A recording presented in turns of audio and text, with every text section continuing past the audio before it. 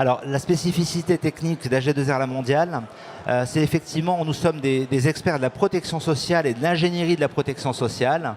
Et donc, quand on accompagne, je donne un exemple, un dirigeant en fin de carrière, ce sont 60% des cédants qui partent à la retraite derrière, on va s'intéresser à ce qui va se passer justement sur cette fin de carrière. Je prends un exemple assez simple. Un dirigeant de 59 ans, ou une dirigeante bien sûr, qui a une opportunité de cession. 59 ans, c'est bien, mais la retraite, normalement, c'est 62 ans. C'est l'âge d'entrée dans la retraite. On va donc se poser la question de savoir qu'est-ce qui va se passer pendant ces 3 ans-là. En matière de couverture maladie, en matière de cotisation retraite pour ne pas perdre des droits à retraite acquis, etc. On va même aller regarder si, par hasard, il n'a pas commencé sa carrière très tôt pour pouvoir accéder, pourquoi pas, à une dérogation et prendre sa retraite à 60 ans plutôt que de la prendre à 62. L'effet, il est social, vous le comprenez.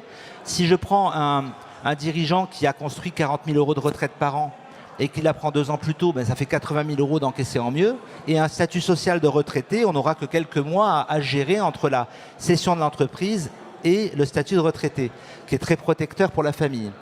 Mais aussi, il est fiscal, cet effet-là, puisqu'en fait, quand on liquide sa retraite dans les 24 mois qui suivent ou qui précèdent la transmission de l'entreprise, prenons le cas des sociétés IS, impôt sur les sociétés, on peut avoir un abattement de 500 000 euros sur la base de la plus-value. Donc, à la fois, on va encaisser une retraite plus tôt, on va avoir un statut social protecteur, mais en plus, on paiera moins d'impôts. Donc, vous voyez que finalement, l'enjeu social qu'on représente a des effets qui sont fiscaux et patrimoniaux, et bien souvent, malheureusement, il est éludé.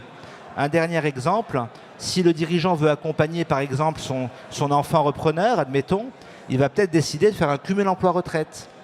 Le cumul emploi-retraite, c'est une législation très particulière du droit de la sécurité sociale, qui est complexe, qui est plus complexe parfois que la fiscalité, et finalement qui est très peu maîtrisée. Tout ça nécessite un environnement expert, constitué effectivement d'un spécialiste des retraites, mais pas que, évidemment, experts comptables, avocats, notaires, tous ces gens-là travaillent en interprofessionnalité.